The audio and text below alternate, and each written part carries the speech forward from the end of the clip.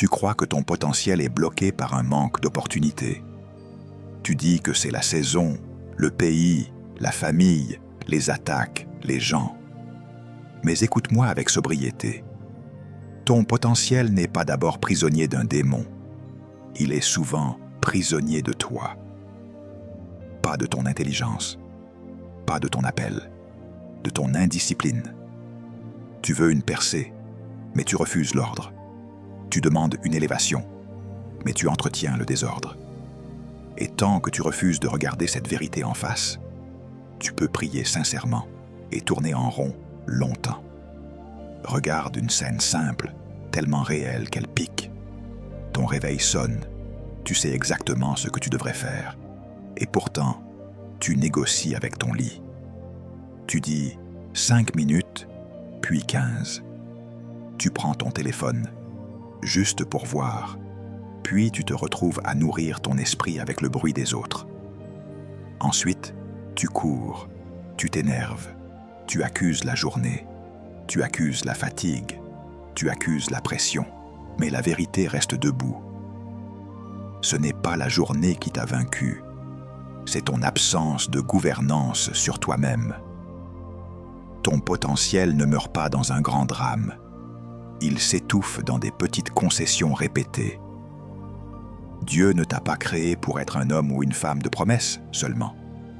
Il t'a créé pour être une personne de structure. L'Écriture dit « Comme une ville forcée et sans muraille, ainsi est l'homme qui n'est pas maître de lui-même. » Tu entends ? Sans muraille. Tout entre, tout te vole, tout te détourne. Tu peux avoir un appel authentique et rester exposé, dispersé, instable, parce que tu n'as pas construit de limites, tu n'as pas établi de règles. Tu laisses ton humeur décider, ton téléphone diriger, tes envies gouverner. Puis tu demandes à Dieu de bénir une vie que toi-même, tu ne conduis pas. Je ne te parle pas pour t'écraser, je te parle pour te réveiller. Le royaume ne se manifeste pas seulement par des crises, mais par des choix. Le ciel ne confie pas une grande influence à une âme qui ne sait pas se gérer dans les petites choses. Et tu le sais au fond. Tu as déjà eu des saisons où tu étais plus discipliné. Et tu as vu une clarté apparaître, une paix s'installer, une force revenir. Ce n'était pas magique. C'était l'ordre qui libérait ta destinée. Aujourd'hui, tu ne vas pas chercher une émotion de plus. Tu vas chercher une décision. Si cette parole te heurte et te relève à la fois, pose un acte simple. Laisse un like et abonne-toi. Non pas pour flatter une chaîne, mais pour te rappeler que tu as choisi d'entendre la vérité jusqu'au bout. Et maintenant, ouvre ton cœur. On va mettre la lumière exactement là où tu as pris l'habitude de négocier avec ton propre appel. Tu as peut-être grandi en pensant que tout blocage a une cause extérieure. Tu as appris à attribuer tes lenteurs à l'atmosphère spirituelle, à la sorcellerie, au manque de soutien, à l'injustice. Et je ne suis pas naïf. Il existe des combats réels, des saisons lourdes, des pressions véritables. Mais si tu veux une percée durable, tu dois accepter une vérité qui coupe, puis qui guérit. Le problème qui te retient le plus n'est pas toujours ce qui t'attaque. C'est souvent ce que tu tolères en toi. Parce qu'il y a une différence entre être opposé et être désorganisé. L'opposition peut ralentir un homme discipliné. Le désordre peut ruiner un homme oint. Regarde ta vie avec courage. Combien de fois tu as dit « je commence demain » et demain est devenu un style de vie. Tu pries quand tu es en panique, tu lis quand tu culpabilises, tu travailles quand tu as peur, tu te reposes quand tu es épuisé. Mais tu n'as pas un rythme, tu n'as pas un gouvernement intérieur. Tu as des élans, pas une direction. Et la destinée ne répond pas aux élans. Elle répond à la constance. Un appel n'est pas un sentiment fort dans une réunion. Un appel est une charge qui exige des habitudes alignées. Tu peux être sincère et indiscipliné. Tu peux aimer Dieu et rester irresponsable. Et l'amour, sans discipline, finit par devenir une excuse spirituelle pour ne pas changer. Je veux que tu comprennes quelque chose. Les démons n'ont pas besoin de t'inventer une prison quand tu leur offres toi-même une porte ouverte chaque jour. Ils ne te dominent pas seulement par une force obscure, mais par tes répétitions, par tes retards, par tes compromis, par ton incapacité à dire non. Parce que le grand champ de bataille, ce n'est pas seulement l'autel, c'est ton agenda, c'est ton lit, c'est ton écran, c'est ta bouche, c'est ton attention. Le diable ne te vole pas d'abord par la puissance, il te vole par la distraction. Et la distraction, quand elle devient une habitude, ressemble à une malédiction, alors qu'elle n'est qu'une indiscipline prolongée. Tu dis, c'est ma famille, c'est ce que j'ai vécu, c'est mon passé. Oui, ton passé peut expliquer des fragilités, mais il n'a pas le droit de diriger ton futur. La guérison commence quand tu arrêtes d'utiliser ton histoire comme justificatif et que tu commences à l'utiliser comme responsabilité. Il y a des gens qui ont eu une enfance difficile et qui ont construit une vie stable parce qu'ils ont décidé de se discipliner. Et il y a des gens qui ont eu une enfance correcte et qui s'effondrent parce qu'ils ont laissé leur confort tuer leur rigueur. Ne confonds pas explication et permission. Ton passé te donne un contexte, pas une autorisation de rester indiscipliné. Tu dis, c'est mon environnement, ici c'est compliqué. Mais écoute, un environnement dur révèle ce que tu as construit à l'intérieur. Un environnement difficile ne fabrique pas ton caractère, il l'expose. Un homme sans discipline accuse l'environnement. Un homme discipliné l'étudie, s'adapte, s'organise et progresse. Tu peux être dans un endroit limité et vivre avec ordre. Tu peux être dans une saison confuse et rester clair. Parce que la clarté n'est pas d'abord une circonstance, c'est une décision.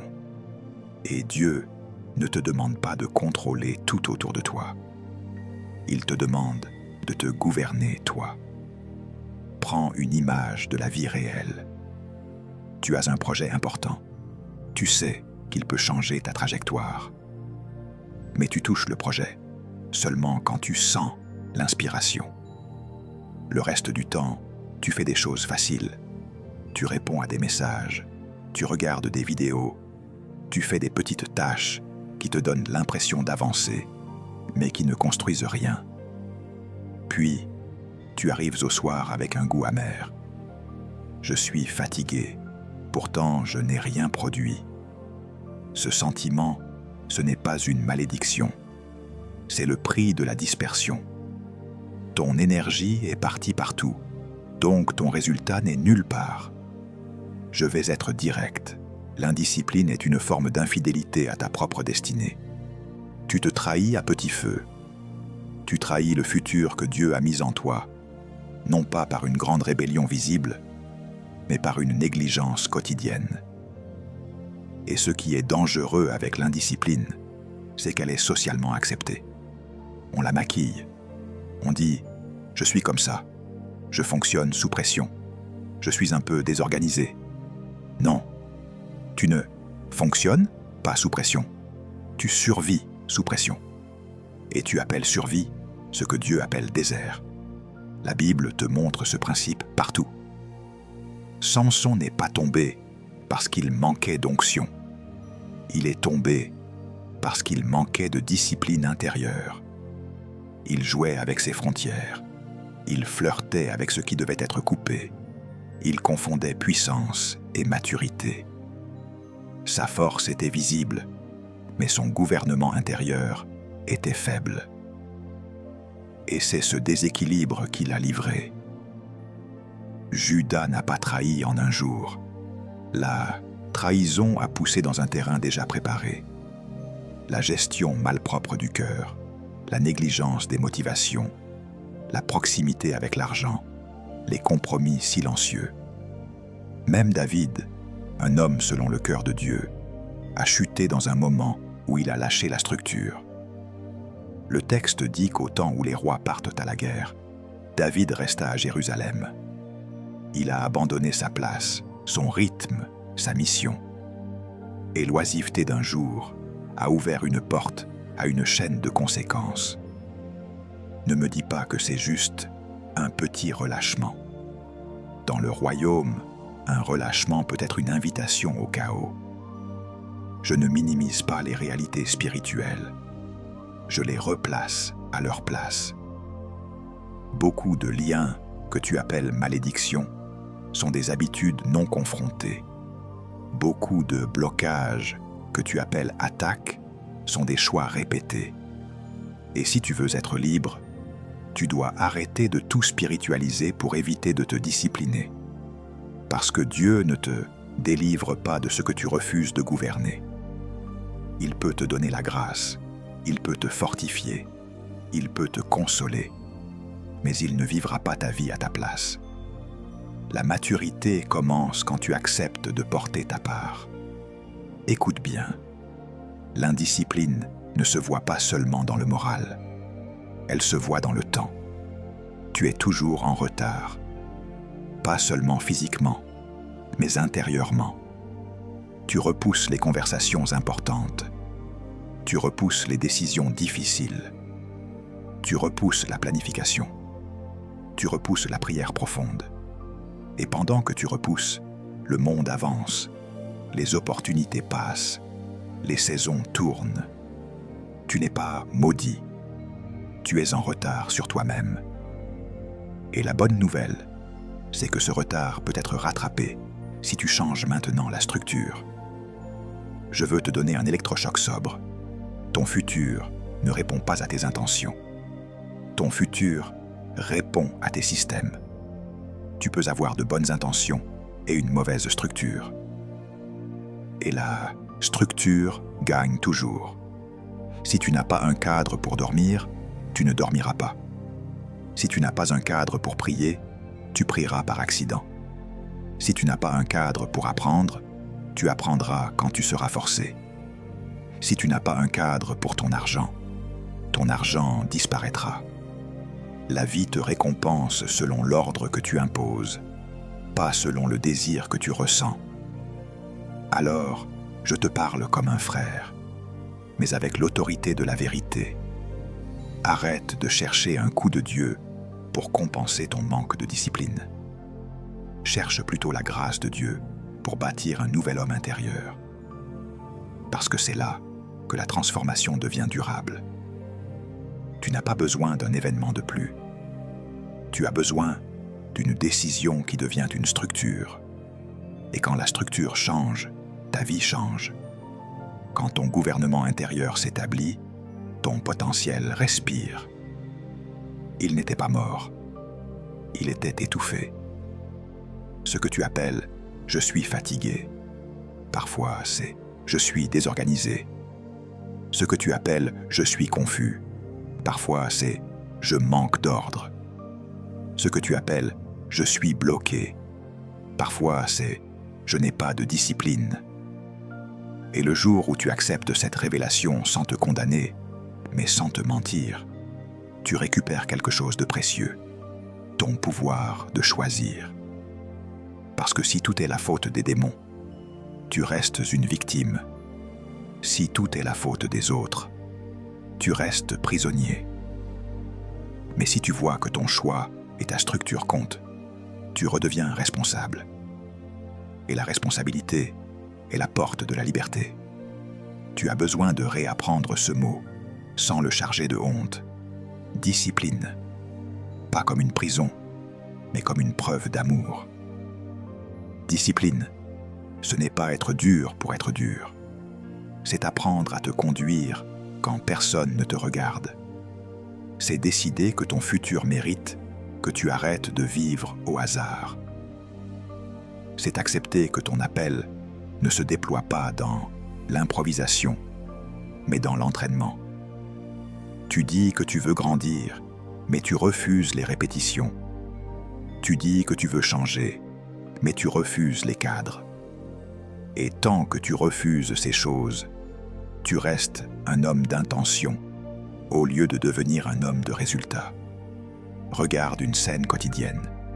Tu sais que tu devrais lire, prier, travailler sur ton projet, apprendre une compétence, soigner ton corps. Mais tu arrives le soir, tu es vidé, tu prends ton téléphone, tu te dis « juste 10 minutes ». Et soudain, 1 heure a disparu. Ce n'est pas juste du temps perdu, c'est une portion de toi que tu as donnée sans la reprendre. Et le pire, c'est que tu ne le fais pas une fois, tu le fais souvent. La discipline commence quand tu comprends que ton attention est une monnaie. Chaque minute que tu dépenses sans conscience, tu finances la version faible de toi-même. Chaque minute que tu récupères avec intention, tu finances la version alignée de toi-même. La discipline est un entraînement, pas un événement. On ne devient pas discipliné parce qu'on a été touché dans une réunion. On devient discipliné parce qu'on a construit des habitudes qui résistent à l'humeur. Tu n'es pas appelé à obéir seulement quand tu te sens fort. Tu es appelé à obéir surtout quand tu te sens faible. Parce que c'est là que la discipline révèle sa nature. Elle te porte quand ton émotion te lâche. L'émotion est comme une vague. Elle vient, elle repart. La discipline est comme un socle. Elle reste. Et la destinée se construit sur ce qui reste. Dans le royaume, la discipline n'est pas la négation de la grâce. Elle est la réponse à la grâce. La grâce te donne l'accès. La discipline te donne la stabilité. La grâce t'ouvre une porte. La discipline t'apprend à marcher droit dans le couloir. Beaucoup veulent la visitation, mais refusent la formation. Beaucoup demandent l'onction, mais méprisent l'entraînement. Pourtant, Dieu travaille souvent comme un père. Il ne te donne pas seulement ce que tu demandes, il te façonne pour que tu puisses le porter. Regarde Jésus. Avant de parler aux foules, il savait se retirer. Avant les grandes confrontations, il cultivait la prière dans le secret. Ce n'est pas du mysticisme vague, c'est une discipline. C'est un choix régulier. Se lever, s'aligner, écouter, obéir. Même dans le désert, il ne négocie pas avec la tentation. Il ne discute pas avec le besoin immédiat. Il reste ancré dans la parole. Il ne te montre pas seulement comment vaincre le diable, il te montre comment te gouverner. Parce que la tentation la plus dangereuse n'est pas toujours le péché visible, c'est l'abandon de la structure intérieure. La discipline est aussi la langue que ton futur comprend. Ton futur ne lit pas tes prières seulement. Il lit tes pratiques. Il lit ce que tu fais le matin quand ton corps dit non. Il lit ce que tu fais quand tu es seul. Il lit comment tu gères ton argent, tes relations, ta nourriture, ton sommeil, tes engagements. Le leadership commence là.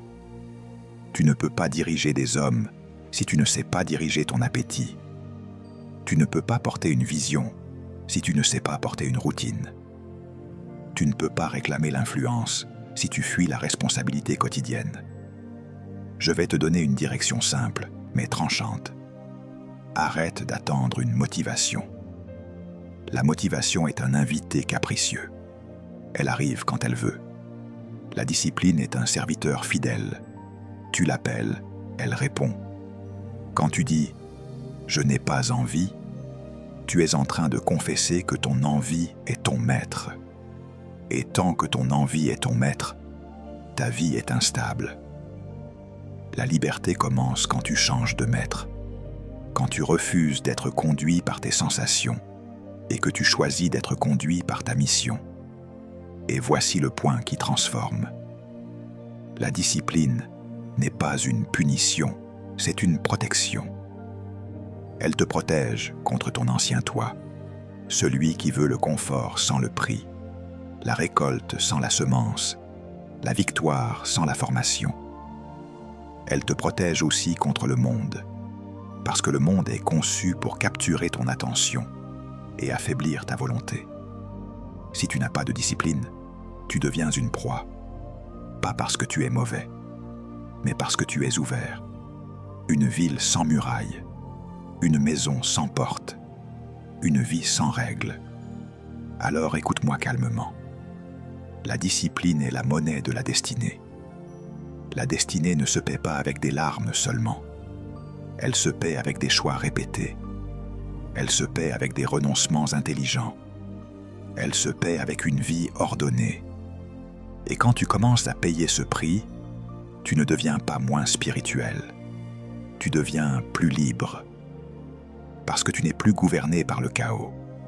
Tu deviens un homme, une femme, qui peut porter du poids sans s'effondrer. Dieu n'est pas un Dieu de confusion. Ce n'est pas une formule, c'est une loi. Quand Dieu agit, il met en place un ordre qui porte la vie. Et quand tu regardes ta vie, tu dois te poser une question honnête. Est-ce que l'ordre de Dieu peut circuler dans ce que je construis? Ou est-ce que je lui offre un terrain rempli de désordre, de contradictions, de retards, de bruit, de portes ouvertes partout? Parce que l'ordre n'est pas seulement une esthétique spirituelle. L'ordre est un canal. Sans canal, même une bonne eau se perd. Reviens au commencement. Genèse ne commence pas par un sermon, ni par une émotion. Genèse commence par une mise en forme. Il y avait un état informe et vide, et Dieu n'a pas dit « soyez inspirés ». Il a parlé, et sa parole a séparé, a nommé, a placé, a établi des limites. Il a distingué la lumière des ténèbres. Il a séparé les eaux. Il a assigné des fonctions. Il a donné à chaque chose sa place, son temps, son rôle. Le chaos n'a pas été vaincu par une agitation. Il a été vaincu par un ordre. Et ce que Dieu fait dans la création, il veut le faire en toi. Il veut séparer ce qui est mélangé. Il veut clarifier ce qui est confus. Il veut mettre des frontières là où tu vis sans limite. Regarde ta journée. Tu te lèves et tout est mélangé. La prière et les notifications.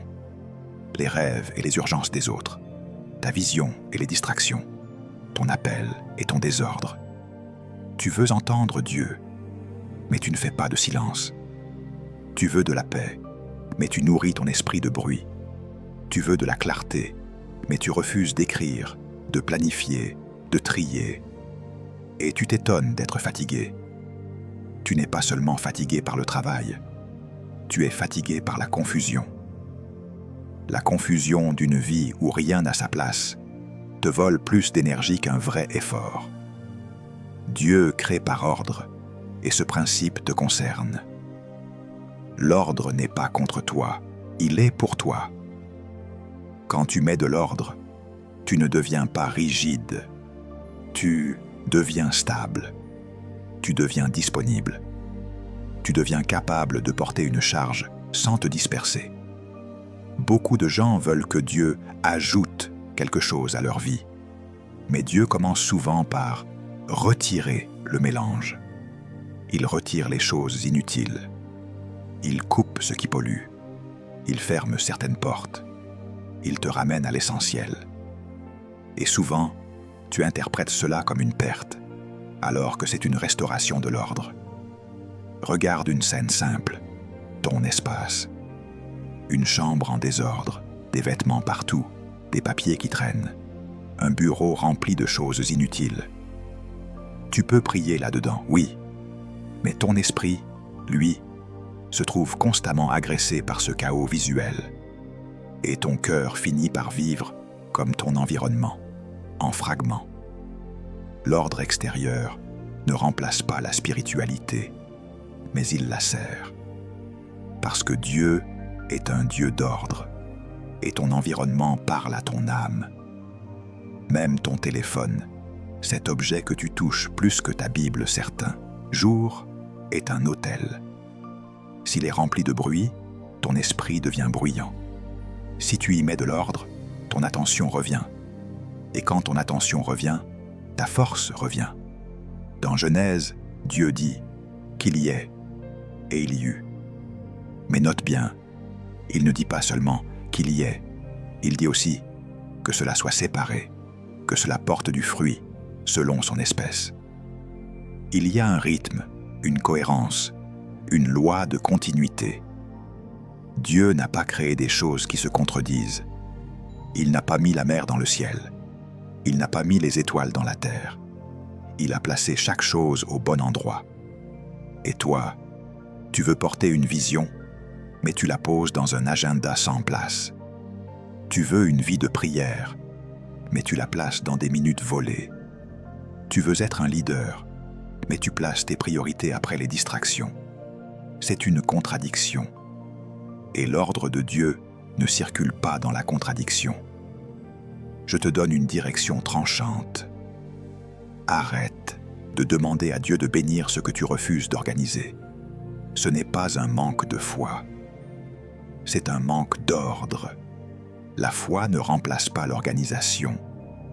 La foi te donne le courage de commencer, mais l'ordre te donne la capacité de continuer. Dieu peut te donner une parole, mais il ne vivra pas ta cohérence à ta place. Il t'appelle à coopérer avec son ordre. Parce que l'ordre est une loi spirituelle. Ce qui n'est pas structuré finit par s'effondrer, même si c'est loin. Alors commence petit, mais commence vrai.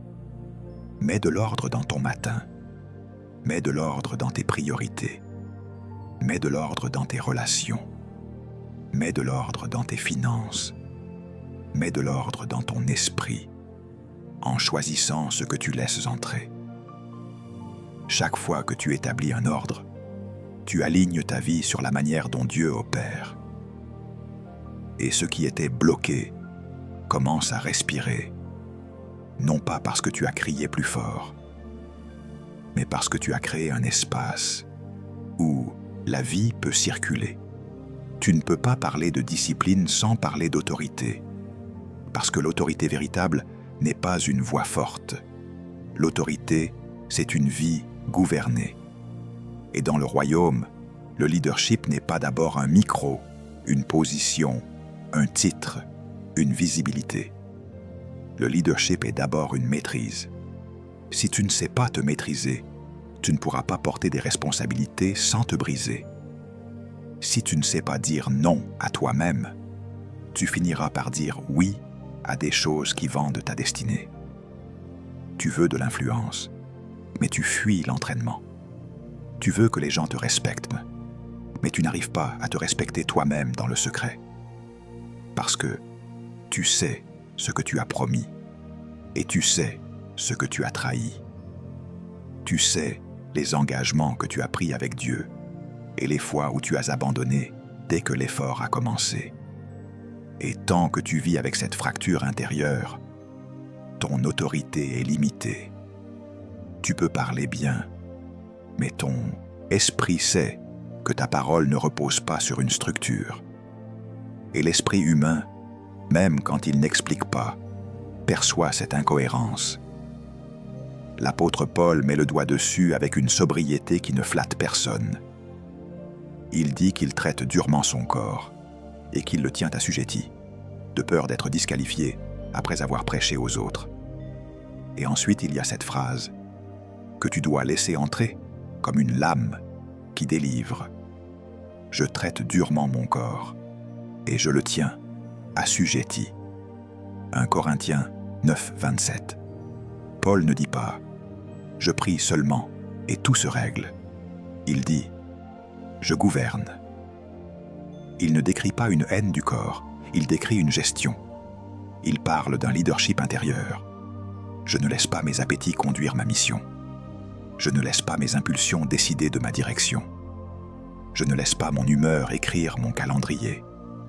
Regarde ta réalité. Tu te lèves, tu dis que tu vas être sérieux, tu annonces une discipline nouvelle.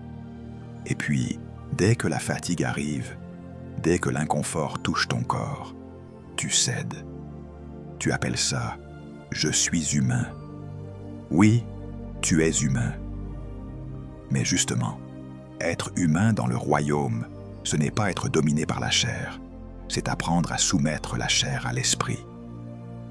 La maîtrise de soi n'est pas une option pour quelques chrétiens sérieux. C'est une preuve de maturité. Le fruit de l'esprit inclut la maîtrise de soi, pas la maîtrise des autres. Et tant que tu cherches à contrôler les circonstances sans te contrôler toi-même, tu inverses l'ordre. L'autorité spirituelle fonctionne comme ça. Tu ne peux pas exercer à l'extérieur ce que tu ne pratiques pas à l'intérieur. Si tu veux parler de liberté, tu dois être libre de tes compulsions. Si tu veux parler de paix, tu dois être capable de fermer certaines portes.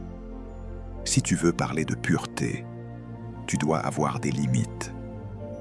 Si tu veux parler de persévérance, tu dois avoir une routine. Sinon, tu deviens un messager qui porte un message qu'il ne vit pas. Et ce décalage finit toujours par produire de la frustration. Regarde une scène très concrète. Quelqu'un te confie une responsabilité au travail, ou dans une équipe, ou dans un projet. Le délai est clair. Mais toi, tu travailles seulement quand la pression devient insupportable. Tu procrastines, tu te disperses, tu t'occupes de détails, tu repousses l'essentiel, puis tu fais tout à la dernière minute. Le résultat sort, mais il sort dans la fatigue et la tension. Et tu crois que tu es efficace, sous pression. En réalité, tu as juste normalisé le chaos. Tu vis en mode urgence, et le mode urgence détruit la capacité de leadership à long terme. Un leader ne vit pas dans la panique, il vit dans l'anticipation. Il construit avant la crise, il se prépare avant le combat. Et ça, c'est la discipline. Il y a aussi une autre vérité. L'indiscipline crée une forme d'insubordination intérieure. Tu dis à ton esprit, « Je vais faire ». Et ton corps répond, « Non ». Tu dis, « Je commence ». Et ton attention répond, « On verra ». Tu dis, « Je prie ». Et tes doigts ouvrent une application. Cette division intérieure te rend faible. Parce que quand vient le moment d'obéir à une instruction de Dieu, tu n'as pas l'habitude d'obéir à tes propres décisions. Tu es devenu quelqu'un qui négocie avec lui-même. Et un homme qui négocie avec lui-même perd du temps, perd de la force, perd de la clarté. Le leadership commence quand tu redeviens un homme de parole envers toi-même. Paul avait compris que le danger n'était pas seulement de tomber dans un péché visible. Le danger était d'être disqualifié. Et la disqualification n'arrive pas toujours par une chute spectaculaire. Elle arrive parfois par une vie sans discipline, où ton message dépasse ton niveau de vie. Tu peux prêcher le royaume et vivre en désordre. Tu peux parler de destinée et rester esclave de tes impulsions. Et ce décalage, tôt ou tard, te vide. La discipline, au contraire, aligne ton message et ta vie. Et quand ta vie est alignée, ton autorité est naturelle. Tu n'as pas besoin de forcer. Tu n'as pas besoin de jouer. Tu parles et quelque chose porte. Parce que ta parole sort d'une vie gouvernée. Alors je te donne une direction ferme. Si tu veux grandir en leadership, commence par gouverner ta matinée. Gouverne ton corps. Gouverne ton attention. Gouverne tes engagements. Et quand tu tomberas, ne te condamne pas, relève-toi et reviens à l'entraînement. La discipline n'est pas l'absence de chute. C'est la décision de ne pas faire de la chute une maison. C'est la décision de revenir au cadre. C'est la décision de redevenir maître de toi par la grâce de Dieu. Tu veux que je te dise une vérité que ton âme connaît déjà, mais que tu as appris à maquiller avec des mots doux. Tes excuses sont une prison. Elles ne t'apaisent pas. Elles te maintiennent. Elles t'offrent une explication qui ressemble à une consolation, mais elles te volent la puissance de changer. Et tant que tu protèges tes excuses, tu attaques ton avenir. Tu peux crier « Seigneur », tu peux jeûner, tu peux écouter des messages. Mais si tu refuses de démolir les excuses qui gouvernent tes décisions, tu restes au même endroit, avec plus d'informations et moins de transformation. Regarde une scène ordinaire. Tu es assis. Tu sais exactement ce que tu dois faire. Tu as même déjà écrit une idée. Tu as déjà reçu une direction. Tu as déjà compris ce qui manque. Et pourtant, tu entends cette petite voix intérieure. Pas maintenant. Puis tu ajoutes une justification. Je n'ai pas envie. Et sans t'en rendre compte, tu viens de donner le volant à ton émotion. Tu as élu ton humeur comme président de ta vie. Ce n'est pas anodin, parce que l'humeur change comme le vent. Mais la destinée demande une direction stable. Quand tu dis « je n'ai pas envie », tu dis en réalité « je ne suis pas gouverné par ma mission, je suis gouverné par ma sensation ». Et ça, c'est l'indiscipline dans sa forme la plus respectable. L'indiscipline polie. L'indiscipline qui se justifie. Tu dois comprendre la différence entre émotion et décision. L'émotion est une information. La décision est un engagement. L'émotion dit « je suis fatigué ». La décision dit « je vais quand même faire la portion qui est juste ». L'émotion dit « je suis découragé ». La décision dit « je vais revenir au cadre et avancer d'un pas ». L'émotion dit « je suis frustré ». La décision dit « je vais choisir une réponse mature ». Si tu obéis à tes émotions, tu n'es pas spirituel, tu es réactif. Et une vie réactive ne bâtit rien, elle répare sans cesse ce que le désordre détruit. Tu dis « je suis fatigué ». Oui, parfois tu es vraiment fatigué et la sagesse demande du repos. Mais écoute la correction. Il y a une fatigue qui vient du travail et une fatigue qui vient de la fuite. La fatigue du travail est noble, elle construit. La fatigue de la fuite est lourde, elle vide. Tu peux passer des heures à scroller, à discuter, à courir partout et être plus épuisé que si tu avais fait 1 heure de travail profond. Pourquoi ? Parce que la dispersion fatigue l'âme. Le désordre consomme ton énergie sans produire de fruits. Alors ne confonds pas repos et anesthésie. Le repos te restaure. L'anesthésie t'endort et te vole. Tu dis « je n'ai pas le temps ». Mais tu as le temps de ce que tu choisis. Ton temps est un révélateur, pas un mystère. Tu trouves du temps pour ce qui nourrit ton confort. Tu trouves du temps pour ce qui t'amuse. Tu trouves du temps pour ce qui te distrait. Et ensuite, tu dis que tu n'as pas le temps pour prier, apprendre, planifier, bâtir. Ce n'est pas un manque de temps. C'est un manque de priorité. Et la priorité n'est pas un discours, c'est un ordre dans ta journée. Tant que tu ne reconfigures pas cet ordre, ton « je n'ai pas le temps » reste une excuse élégante pour ne pas te confronter. Tu dis « je n'ai pas la motivation ». Mais la motivation n'est pas une condition pour agir. La motivation est souvent une conséquence de l'action. Tu commences petit et ton esprit se réveille. Tu engages ton corps et ton énergie revient. Tu avances et ton désir se rallume. Mais toi, tu attends d'être en feu pour allumer le feu. Tu attends de te sentir prêt pour te préparer. Ce mécanisme est un piège. Il donne à ton cerveau l'impression de sagesse, alors que c'est de la procrastination déguisée. La discipline ne commence pas quand tu te sens capable. Elle commence quand tu refuses d'être gouverné par ce que tu ressens. Tu dis « je suis comme ça ». Cette phrase est une trahison, parce que Dieu ne t'a jamais appelé à rester comme ça. Il t'a appelé à être transformé. Et tu sais quoi ?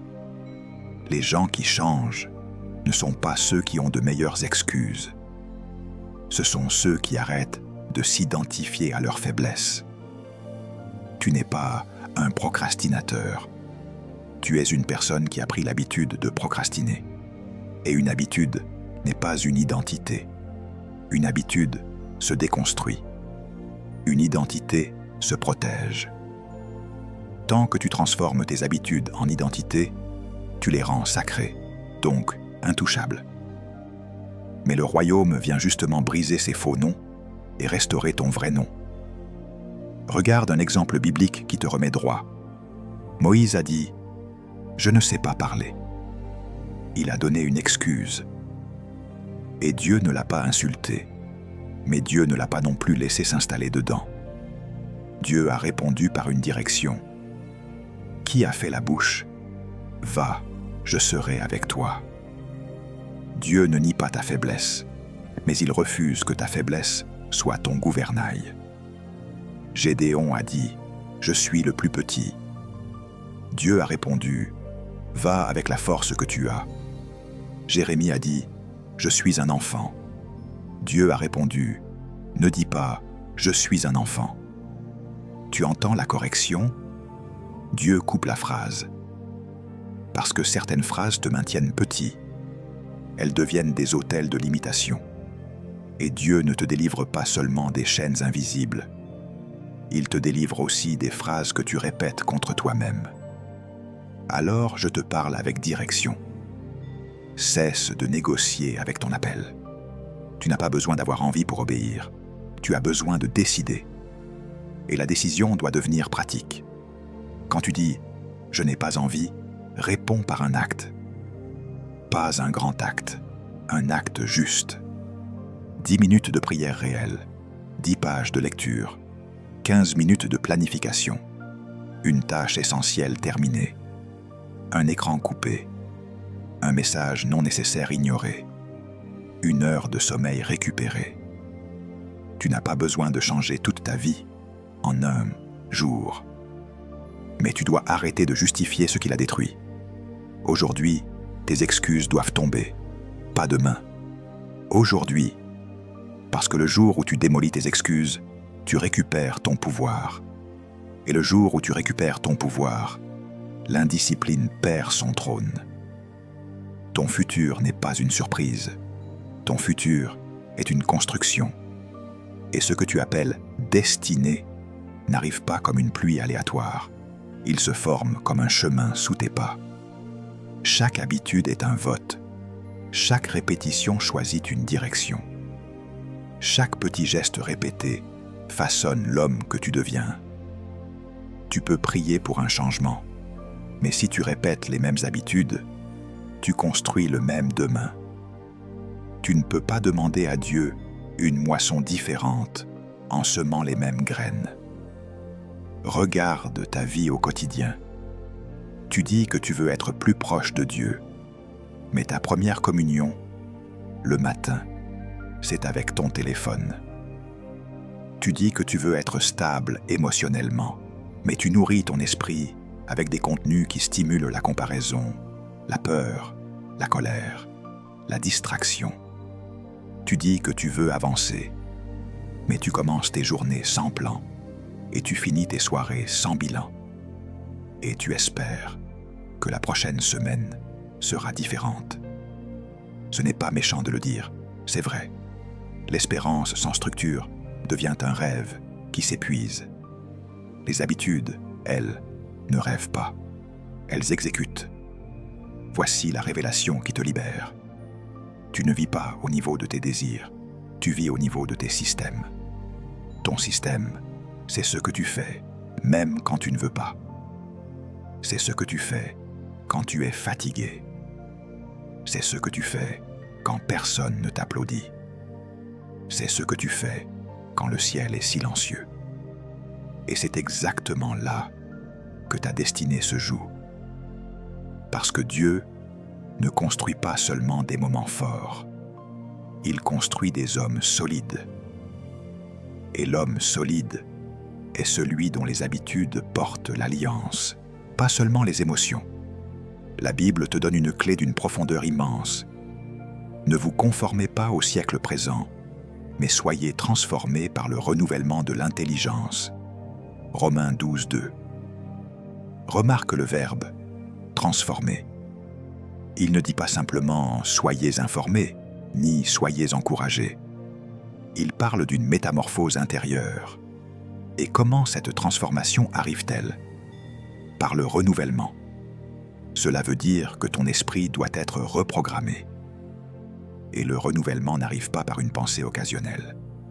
Il arrive par une exposition répétée à la vérité, jusqu'à ce que la vérité devienne ton réflexe. Regarde une scène simple. Tu as pris l'habitude de repousser. Dès qu'une tâche demande de l'effort, ton cerveau cherche une sortie. Il propose une distraction. Il propose une excuse. Il te donne un soulagement immédiat. Et toi, tu obéis. Cette obéissance répétée a créé une route dans ton esprit. C'est ça, une habitude. Une route mentale où ton énergie circule sans effort. Si tu veux changer, tu dois bâtir une nouvelle route. Et au début, elle est étroite. Elle coûte. Elle grince. Elle demande de la volonté. Mais si tu tiens, elle s'élargit. Elle devient naturelle. Ce qui était difficile devient normal. Ce qui était normal devient étrange. Et tu te réveilles un jour en te disant « Je ne suis plus la même personne ». C'est ça, la transformation. Tu dois aussi comprendre une chose sur la psychologie du changement. Ton cerveau aime l'immédiat. Il préfère le plaisir rapide à la récompense lointaine. C'est pour ça que l'indiscipline est séduisante. Elle te donne quelque chose maintenant et te vole beaucoup plus tard. La discipline fait l'inverse. Elle te coûte un peu maintenant et te paye longtemps après. Et si tu ne sais pas différer la gratification, tu restes esclave de l'instant. Mais si tu apprends à différer, tu deviens libre. La maîtrise de soi n'est pas seulement une vertu spirituelle, c'est un muscle. Et comme un muscle, il se développe par des répétitions. Regarde un exemple biblique clair. Daniel n'a pas attendu que Babylone devienne sainte pour rester fidèle. Il a décidé. Il a choisi une habitude. Ne pas se souiller. Il a gardé une routine de prière malgré la pression. Et ce choix régulier a produit une autorité régulière. Ce n'est pas un miracle de hasard. C'est une cohérence. Et cette cohérence a ouvert des portes que l'environnement hostile ne pouvait pas fermer. Daniel n'a pas dominé parce qu'il avait moins d'opposition. Il a dominé parce qu'il avait plus d'ordre intérieur. Je te parle avec direction. Tu ne peux pas détester tes résultats et aimer tes habitudes. Tu ne peux pas pleurer sur ton retard et protéger tes distractions. Tu ne peux pas demander un esprit renouvelé en nourrissant ton ancien esprit chaque jour. Le renouvellement de l'intelligence est un choix de nourriture. Ce que tu lis, ce que tu écoutes, ce que tu regardes, ce que tu fréquentes, ce que tu répètes dans ta tête quand tu es seul. Tout cela t'éduque, tout cela te forme. Et si tu ne choisis pas, le monde choisira pour toi. Alors commence à traiter tes habitudes comme des prophéties, parce qu'elles annoncent ton futur. Quand tu choisis de te lever à l'heure, tu prophétises la maîtrise. Quand tu choisis la prière avant l'écran, tu prophétises l'alignement. Quand tu choisis de planifier ton jour, tu prophétises la clarté. Quand tu choisis de terminer une tâche avant de te distraire, tu prophétises la maturité. Ce sont des actes silencieux, mais ils parlent fort dans le monde spirituel et dans ta psychologie. Ils disent « Je ne suis plus gouverné par l'ancien moi ». Tu veux une transformation réelle? Arrête de chercher une sensation de changement. Cherche une habitude de changement. Et tiens-la. Parce que ce que tu tiens, te tient. Et Ce que tu répètes te transforme. La transformation que tu demandes à Dieu ressemble souvent à une lumière instantanée. Mais Dieu travaille comme un artisan patient. Il ne bâcle pas une destinée. Il ne repeint pas un chaos. Il reconstruit. Et voici la révélation qui te recentre. La discipline n'est pas juste un effort moral, c'est le mécanisme de la métamorphose. Sans discipline, tu changes d'émotion, pas de nature. Tu peux ressentir une conviction profonde le dimanche et redevenir le même lundi, parce que rien n'a changé dans tes rythmes. Regarde une graine. Elle ne négocie pas avec la terre. Elle s'enterre. Elle accepte l'obscurité. Elle accepte l'attente. Et c'est précisément ce renoncement qui déclenche la vie. Toi, tu veux porter du fruit sans accepter la saison où l'on ne te voit pas. Tu veux des résultats visibles, mais tu refuses le travail invisible. La correction est simple. Si tu ne peux pas supporter l'humilité des commencements, tu ne porteras jamais la maturité de l'accomplissement. La discipline, c'est accepter de semer quand personne n'applaudit. Et puis il y a ce moment où la vie change de forme, comme dans un cocon. Le cocon n'est pas une prison, c'est une protection. C'est une séparation nécessaire pour qu'une autre version naisse.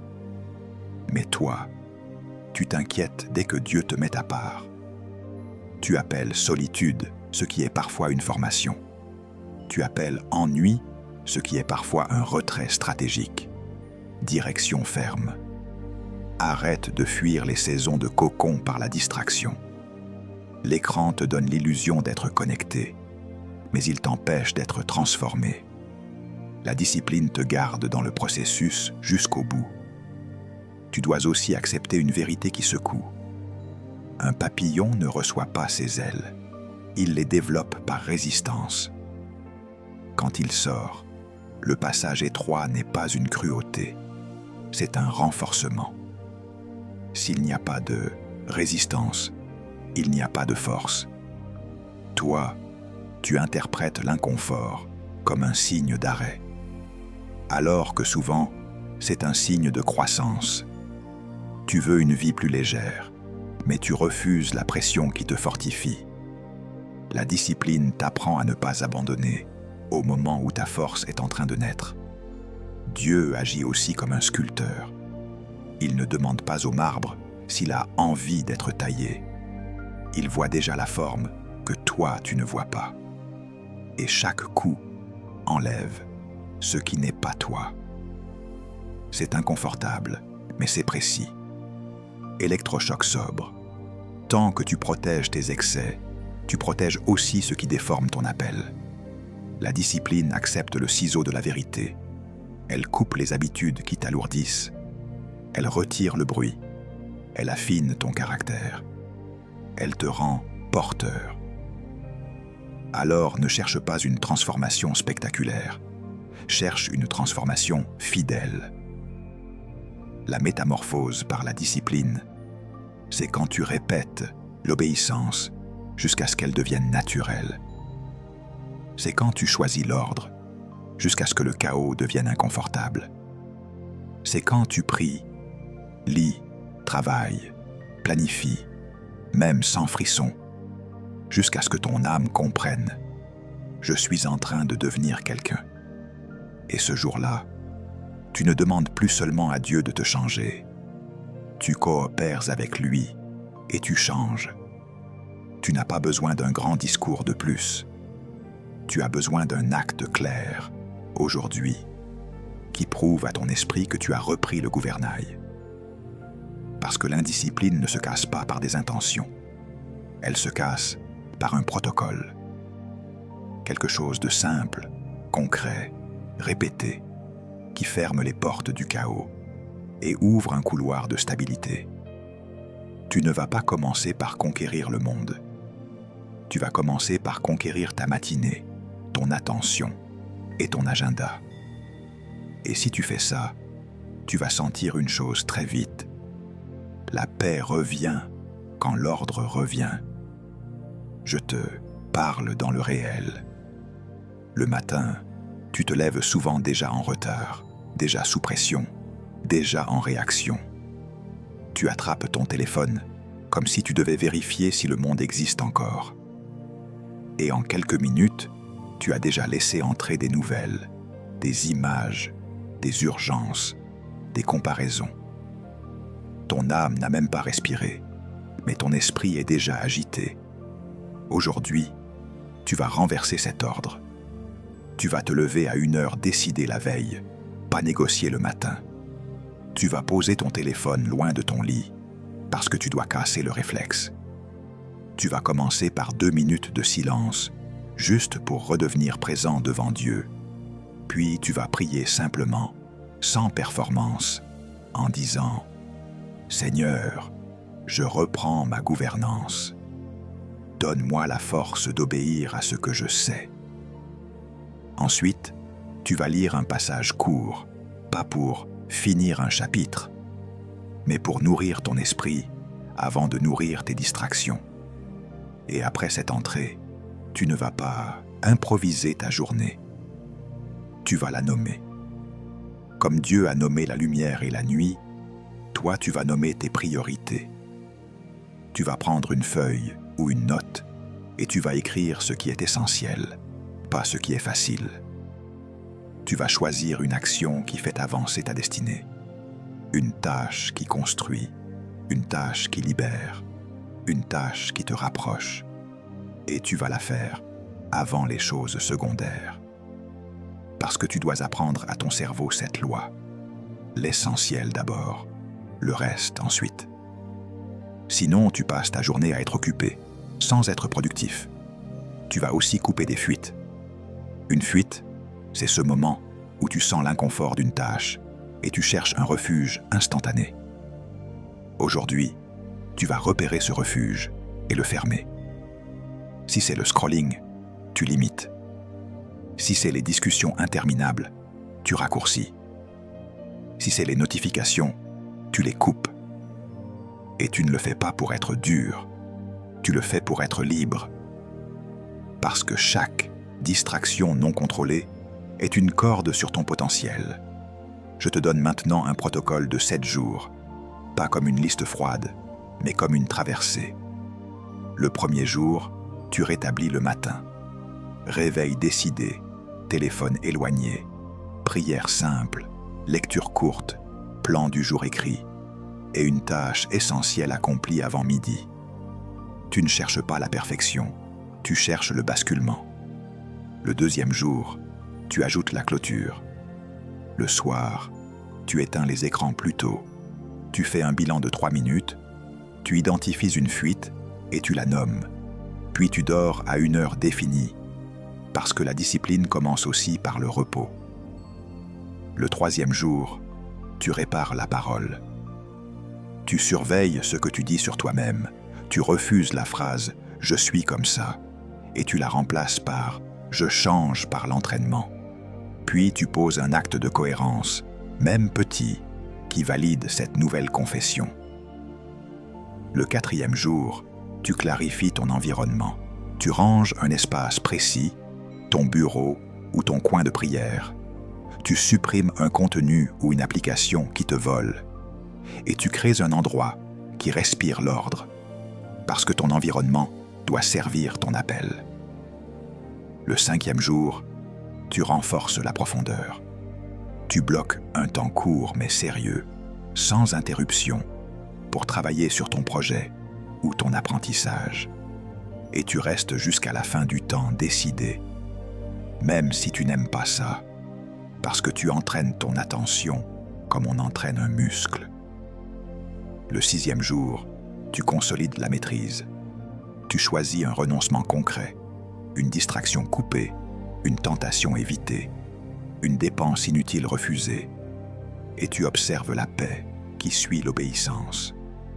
Le septième jour, tu scelles l'alliance. Tu relis ta semaine. Tu notes ce qui a changé. Tu décides une règle que tu gardes pour les 30 prochains jours. Et tu pries pour l'endurance. Parce que la discipline n'est pas une semaine de feu, c'est une nouvelle normalité. Voici tes repères de progrès. À la fin de la première journée, tu dois sentir plus de clarté que d'habitude, même si tu n'as pas tout réussi. À la fin du 3e jour, tu dois sentir que ton esprit commence à obéir plus vite, avec moins de négociations.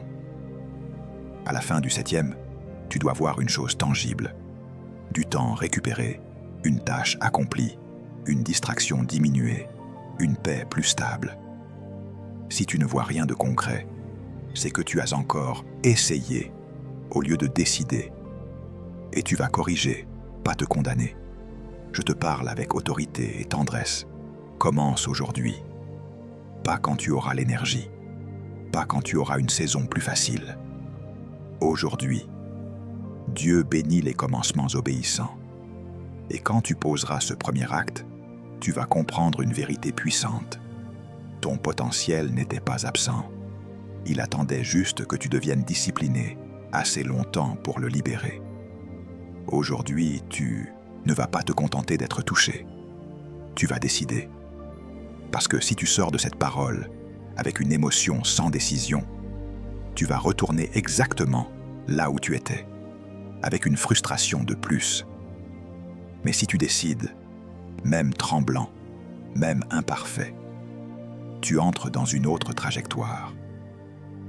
Le royaume ne se construit pas avec des promesses faites à Dieu dans la chaleur d'un moment. Il se construit avec des choix tenus quand le moment est froid.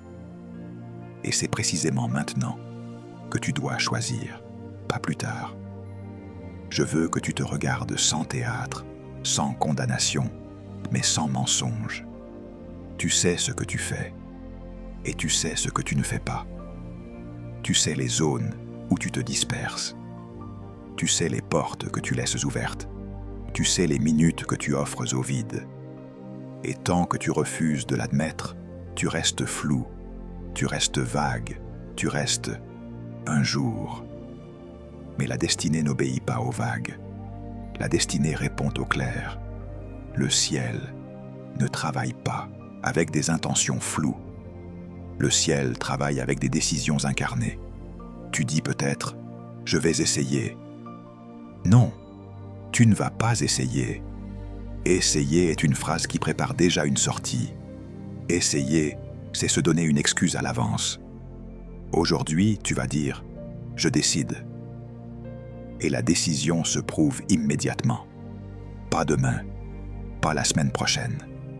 Aujourd'hui, tu poses un acte concret, une action qui coûte un peu, qui te dérange un peu, mais qui te libère beaucoup.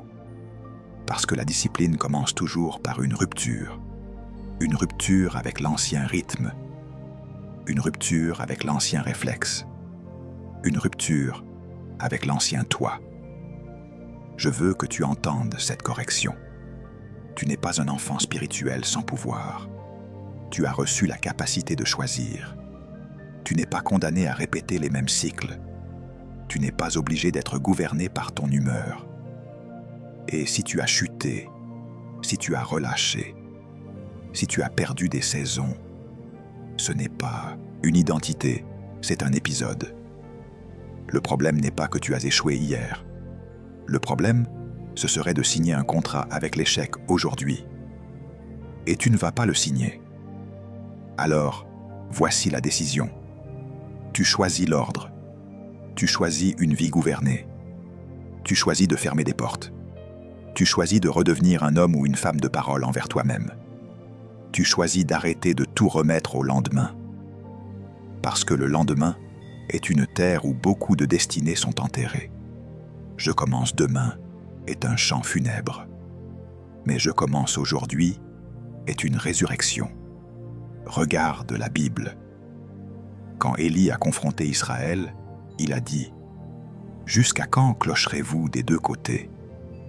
Ce n'était pas une phrase pour humilier, c'était une invitation à choisir. Tant que tu es entre deux, tu es faible, tu es instable, tu es tiré. Mais quand tu choisis, même si tu n'as pas encore tout réglé, tu récupères une unité intérieure. Et l'unité intérieure libère la force. Un homme divisé se fatigue vite. Un homme aligné avance loin. Je veux que cette conclusion soit un seuil. Tu ne sors pas de cette vidéo pour applaudir une vérité. Tu sors pour l'appliquer. Tu prends ton téléphone et tu changes un réglage. Tu supprimes une distraction. Tu fixes 1 heure de réveil. Tu écris ta première priorité de demain. Tu prends ta Bible et tu lis un passage maintenant. Tu poses un acte que tu peux mesurer. Parce que la transformation se mesure. Pas en kilomètres, parfois. En centimètres. Mais elle se mesure. Et écoute bien la vérité finale. L'indiscipline ne part pas parce que tu l'as insultée. Elle part quand tu la remplaces. Tu ne combats pas le désordre seulement en disant « je ne veux plus ». Tu le combats en bâtissant un ordre nouveau. Tu ne combats pas la distraction seulement en te fâchant. Tu la combats en protégeant ton attention. Tu ne combats pas la paresse seulement en te culpabilisant. Tu la combats en créant une routine qui te porte. Et chaque jour où tu reviens au cadre, tu deviens plus libre. Alors aujourd'hui, je te demande une chose. Décide. Décide maintenant. Décide sobrement. Décide durablement. Et si tu veux sceller cette décision, écris en commentaire une phrase simple, sans poésie. Je choisis la discipline. Pas pour moi, pour toi. Pour que ton propre esprit voie que tu as parlé. Et ensuite, tu vis ce que tu as écrit. Prions ensemble. Père éternel, je viens devant toi avec sobriété et je te présente celui qui écoute maintenant. Tu le connais sans masque, sans décor, sans performance. Tu sais où il a perdu du temps, où il a perdu l'élan, où il a laissé le désordre devenir normal. Et pourtant, tu ne l'appelles pas par sa chute, tu l'appelles par son dessein. Alors aujourd'hui, je te demande une grâce claire, qu'il ne sorte pas de cette parole avec une émotion, mais avec un gouvernement intérieur, nouveau, établi par ton esprit. Seigneur, nous confessons devant toi ce qui doit être confessé. Tu vois les excuses qui ont pris la place de la vérité. Tu vois les compromis petits mais répétés, ces 2 mains qui ont étouffé la discipline, ces « je n'ai pas envie » qui ont fait de l'humeur un maître. Pardonne-lui non seulement ses actes, mais son relâchement, son manque de vigilance, son manque de cohérence. Pas pour l'écraser, mais pour le relever. Je te demande qu'il reçoive un vrai repentir, pas une culpabilité qui tourne en rond, mais une repentance qui change de direction, qui ferme des portes, qui remet l'ordre. Père, brise en lui l'illusion dangereuse qui dit que le changement viendra quand la vie sera plus facile. Je prie pour toi, que tu comprennes par l'intérieur que la facilité n'est pas ton sauveur et que la pression n'est pas ton ennemi, que tu cesses d'attendre une saison idéale et que tu reçoives la force de commencer dans la saison réelle, que ton cœur entende cette correction comme une libération. Tu n'es pas destiné à survivre, tu es destiné à gouverner. Saint-Esprit, viens toucher là où l'indiscipline a installé sa routine, pas avec du bruit, mais avec une conviction ferme. Mets ta lumière sur les fuites, les minutes avalées par la distraction, la communion remplacée par l'écran, la prière repoussée, l'apprentissage remis, les engagements pris, puis trahis. Je prie pour toi, que tu ne justifies plus ce qui t'affaiblit, que tu n'aies plus de paix tant que le désordre règne, mais une sainte agitation qui te pousse à rétablir l'ordre, comme Dieu a séparé la lumière des ténèbres au commencement. Père, donne-lui la grâce d'aimer l'ordre, pas l'ordre comme une rigidité, mais l'ordre comme un canal pour ta vie. Je prie pour toi, que tu retrouves des frontières, que tu saches dire non sans te haïr et dire oui sans procrastiner, que tu retrouves une discipline douce mais ferme, une discipline qui ne dépend pas de l'humeur. Que tu apprennes à te lever quand ton corps négocie, à prier quand ton âme est sèche, à faire l'essentiel quand tout en toi cherche le facile. Que la maîtrise de soi devienne un fruit visible, non pas pour impressionner, mais pour être libre. Seigneur, tu as dit qu'un homme sans maîtrise est comme une ville sans murailles. Aujourd'hui, je te demande de rebâtir des murailles. Mets une garde sur ses yeux, une garde sur ses oreilles, une garde sur sa bouche, une garde sur ses pensées. Je prie pour toi, que tu ne laisses plus entrer n'importe quoi dans ton esprit, puis que tu t'étonnes d'être confus, que tu discernes ce qui nourrit ton appel et ce qui nourrit ton ancien toi. Donne-lui une fin nouvelle pour ta parole, une fin simple, régulière, qui ne cherche pas le spectacle, mais la transformation.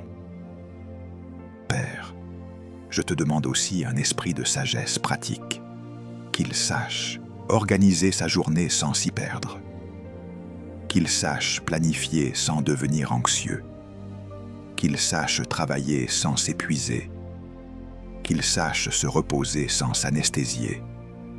Je prie pour toi, que tu distingues le repos qui restaure du confort qui endort, que tu retrouves des soirées qui ferment proprement et des matins qui ouvrent proprement, que tu poses ton téléphone à sa place et que tu reprennes ton attention comme on reprend un territoire. Seigneur, selon Romains 12, verset 2, je demande le renouvellement de son intelligence. Là où son esprit a pris des routes de procrastination, trace des routes d'obéissance. Là où son cerveau a appris la gratification immédiate, apprends-lui la joie de la constance.